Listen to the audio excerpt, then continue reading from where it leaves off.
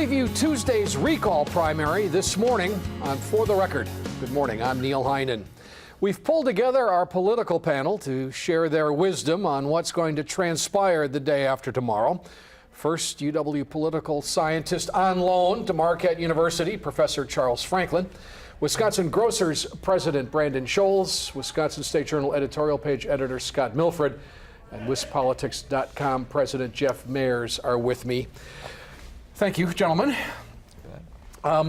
Earlier this week, David Heinen, who's the editor of Channel 3000, asked me if I'd write a piece for the website on the recall primary. The idea being that he gets a sense that readers of the website are really following this closely, but aren't necessarily aware of kind of the historic nature of this. This is a really big deal. I mean, do you think people get that, Jeff? Do you think people appreciate it? I think people, like us, have certainly been talking about the history, precedent-setting nature of this whole thing. I mean, breaking money records. There's only been 2 governors recalled in U.S. history. There's a reason for that. It's a big deal. And it could impact the U.S. Senate race in Wisconsin and the presidential race, here in Wisconsin and across the country. I mean, the issues at play here are going to have a spillover effect. So, yeah, it's a big deal. I think we've talked about it in different settings, but I don't know how many people watching the show realize how much the nation is watching this election, Scott. Yeah, I mean, I think it was the Wall Street Journal called it the most important race going on. The other thing that makes it so unusual is we're going to be having an election in June. I mean, we are having the primary in May, which is a little closer to our normal spring primary, but nobody's quite sure how that plays out in terms of getting the base out, in terms of whether people who aren't committed will go out, because it just hasn't happened. I always like having you on this, Brandon, just to ask you about the grocers. It's kind of like this little, it's like this little focus group. It's Main Street. It is absolutely Main Street. I mean, what do the grocers think about this? I think, like all small business people, they're pretty in tune to what's going on. Local politics, state politics. It's important to their business, and they listen to their customers. And I think, what's going on, to your question of, what about this historical recall? I think what's happening is that there's so much attention to the recall that it's burning that historical moment out, if it's not already burned out. And I think it's reached the point where there's just too much of it. And I think people are tuning it out, which goes to the turnout issue. They hear about it all the time. Yes, they know it's important. They know the consequences of what happens if one side wins or loses. So they're very tuned in it, which I think a lot of people who run small companies and businesses and little shops and stores, but people in general. I mean, I'm sure, Professor, the polling shows that awareness of the recall is at historic levels.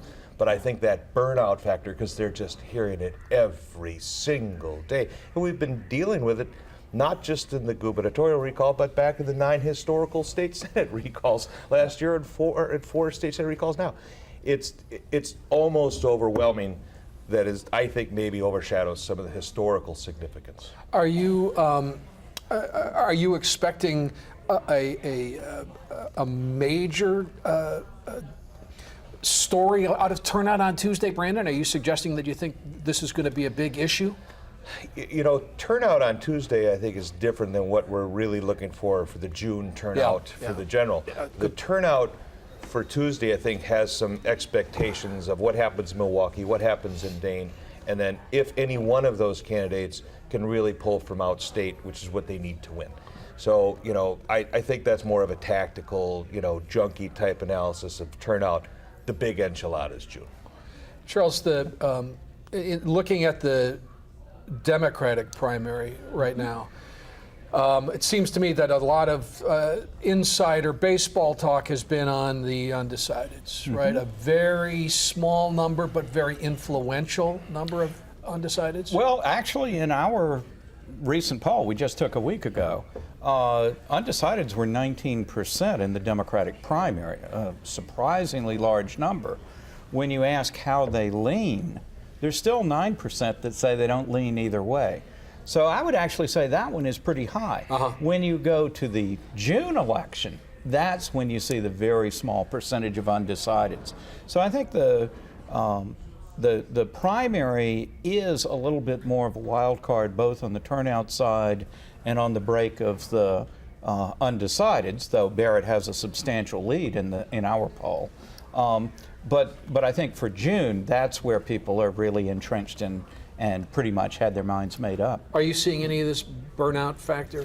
You know, we've been talking about that for more than a year now, and I'd go back to last summer with the Senate recalls, where in an August election, also an odd time of year to have an election, also after a long period of debate and goodness knows enough advertising.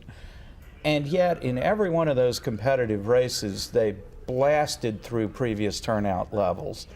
I would expect our June turnout to be really unusually large, but for the primary, I think that is more uncertain what the turnout will be. All right, I want to get your assessment of the Democratic primary, and I have to look at my list here. We probably won't spend a lot of time on the Republican primary. Arthur Cole Riggs is running. He's a Madison guy, and he's running against Governor Walker.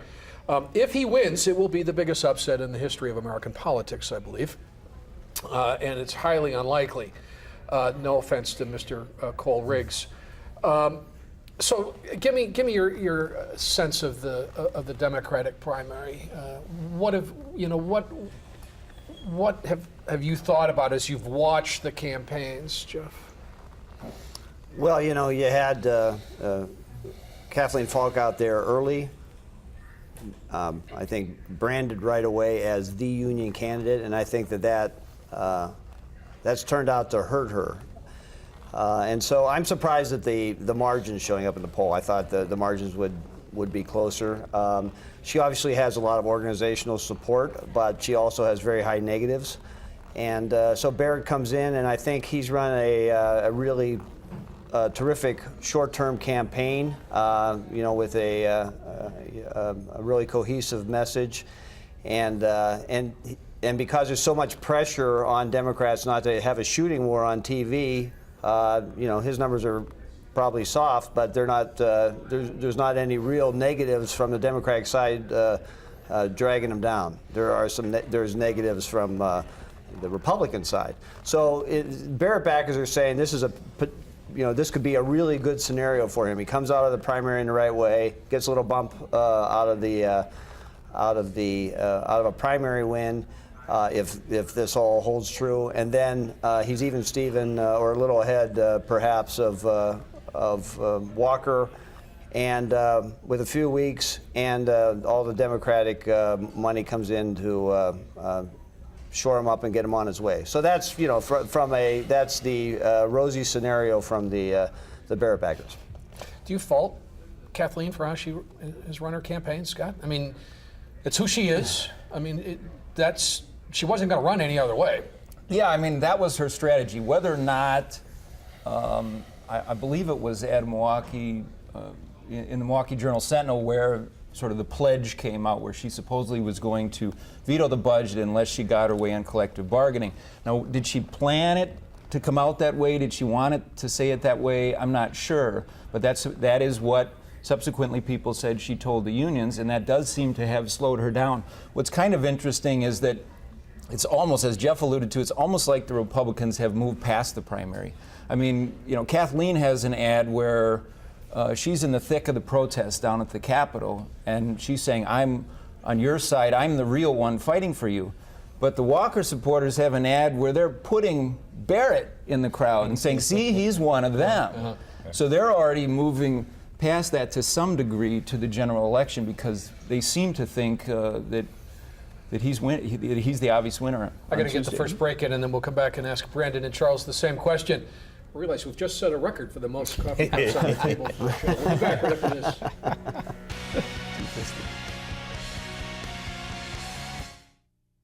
Those are the people who've been the heart and soul. That's why they've got 1 million signatures. They're the ones that are saying, this election is so important, we need to send our strongest warrior, and that's why they've chosen me.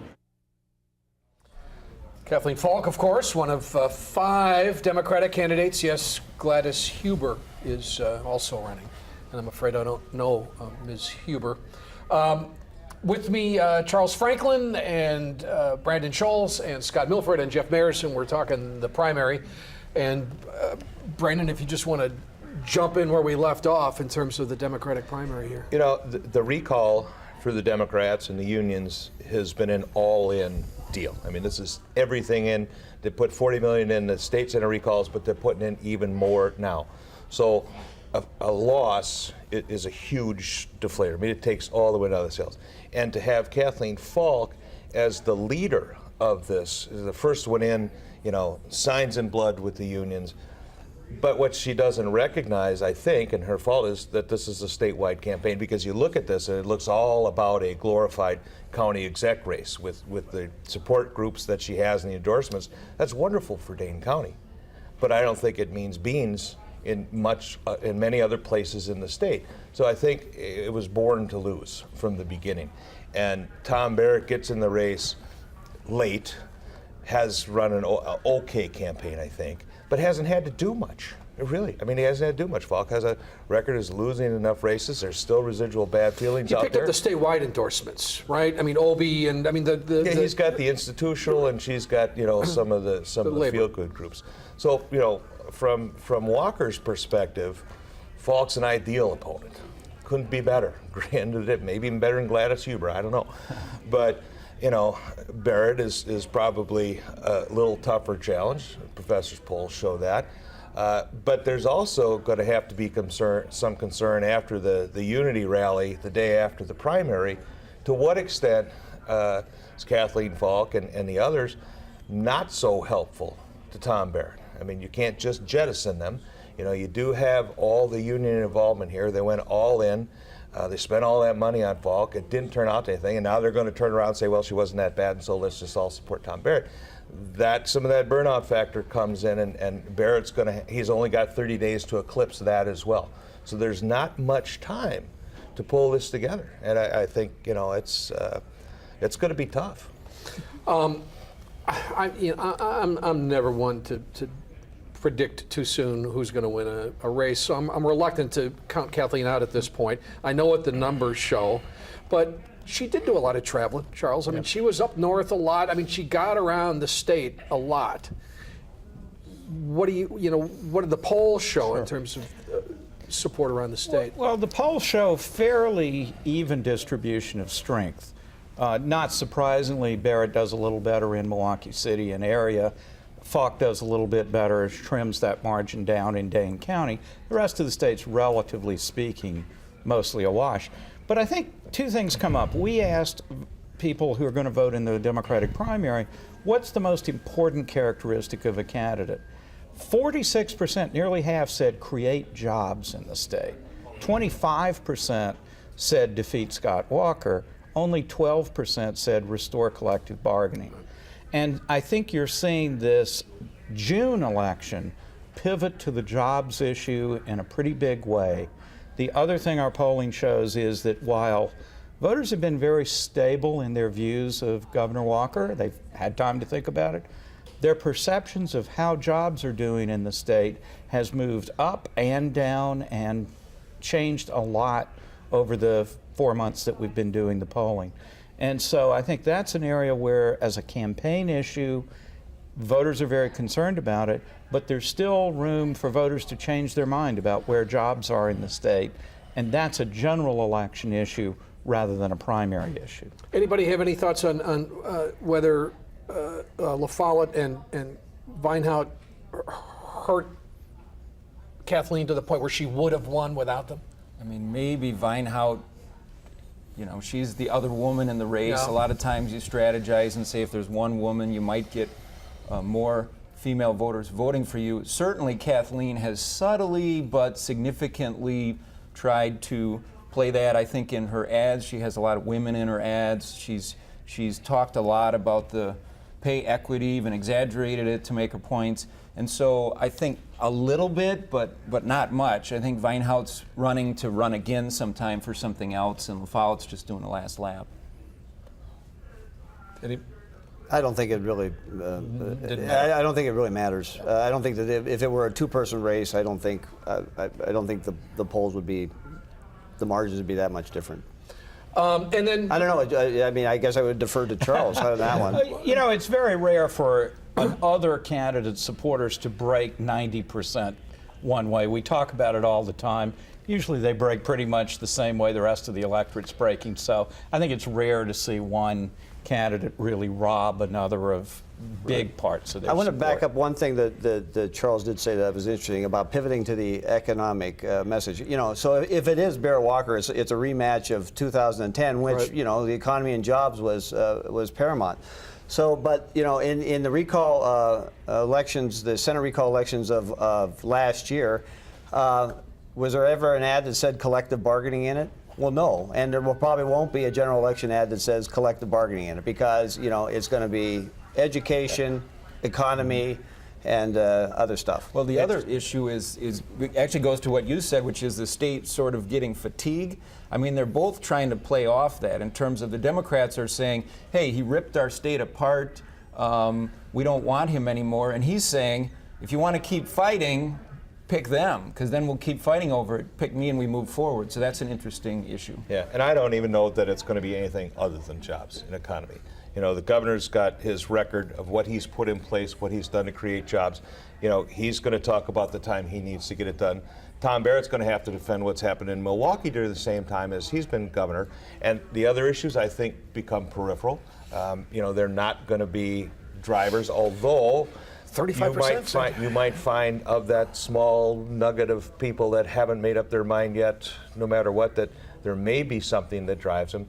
But overall, that's what the story is going to be. And, you know, I think Walker has got, as much as the other side wants to attack him, I mean, he's got point after point after point about what he's done to help businesses create jobs, to help businesses train workers.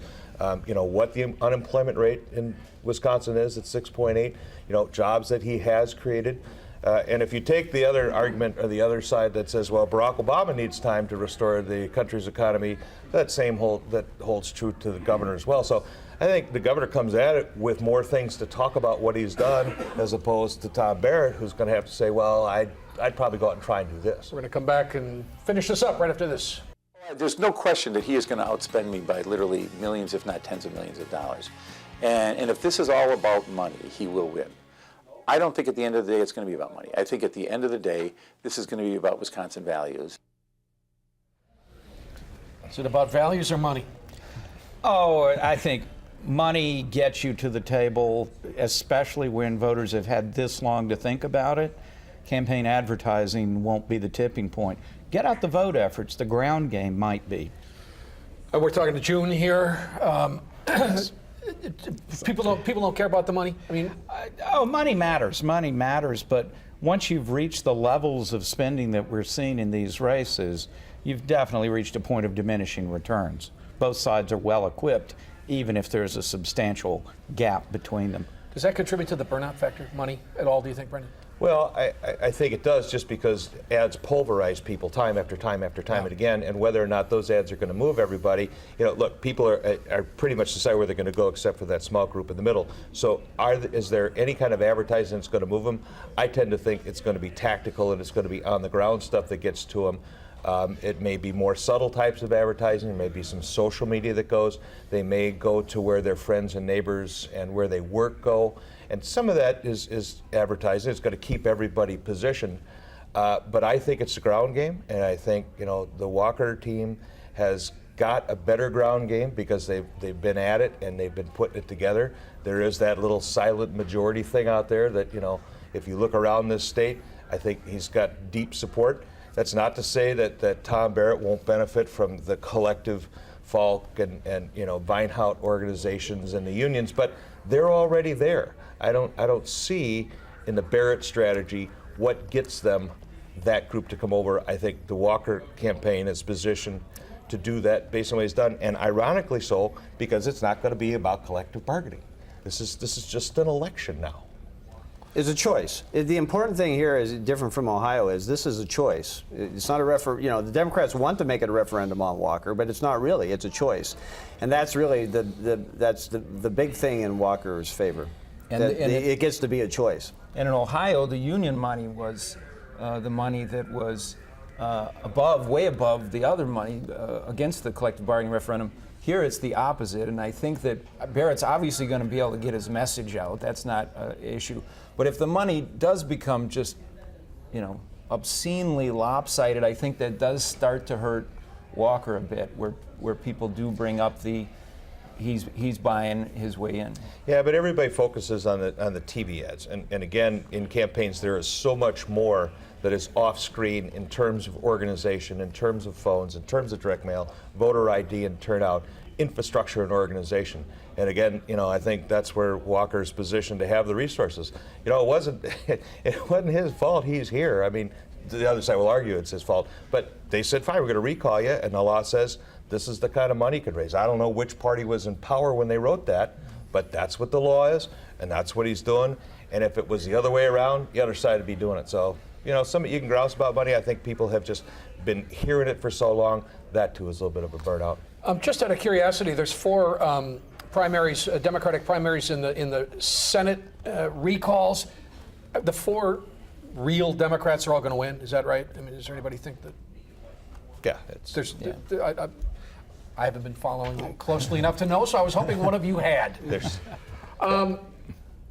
Okay, we just have like 30 seconds left. Anybody think Kathleen can pull this out? I mean, is there a scenario? I think the scenario that the campaign has pushed is that the organizational support behind them means that they'll outperform what the polls are showing because they'll have a better voter turnout.